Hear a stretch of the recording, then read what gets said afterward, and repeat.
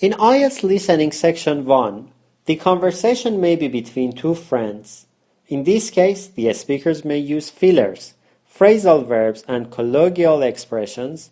They may leave sentences unfinished or interrupt one another. If the conversation is between two people who don't know one another well, for example, a conversation between a shopkeeper and a customer, the language is likely to be more formal, with phrases typical of this type of interaction. Something like, "What I was hoping is that you could give me some sort of a refund." As I explained in the previous lectures, the first 3 sections of IELTS listening include 2 parts each.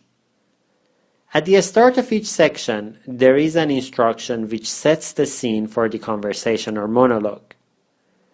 At the start of section 1, you have 30 seconds to read through the first part of section 1, which comprises of 4 to 6 questions, out of the total 10 of course, and get ready before the recording starts.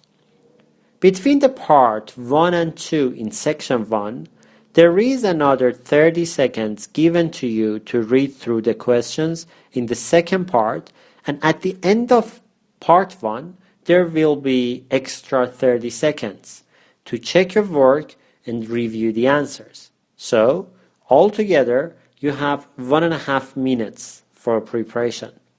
This is great. We call these golden minutes, as they help us a lot in finding the answers when we are listening to a recording. Section 1 starts with an example. This is the icebreaker of the listening test, to calm down the candidates and orientate them into the test. When the example is being played, please don't read the questions. It is a mistake. Example is not part of our golden minutes. If you start reading the questions during the example time, you may miss the start of the real recording. So, take my words and don't risk it. I know a number of candidates who have done it in their IELTS and regretted it big times. After the example ends, your first golden minute starts. You will be given 30 seconds to read the first question set, which varies between 4 to 6 questions. We have different strategies for different question types, which I will explain in details a bit later. But for now, let me introduce the second general technique to you.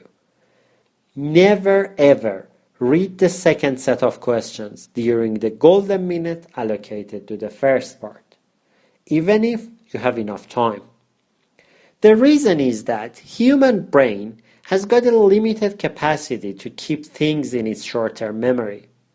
By reading more questions, you only confuse yourself, because what you read last is what you remember the best. Ironically, what you really need to remember first is the first set of questions, not the second set. In actual fact, you don't need any of the information you obtain from the second set before you get to the second set. And the second set would start almost 4 minutes later. By that time, though, you won't remember any of the information, because your brain already obtained new information and had forgotten the old. This is the nature of the brain. You can't bypass it. You can't change it. So, let's summarize the time management strategy for section 1 of the IELTS listening.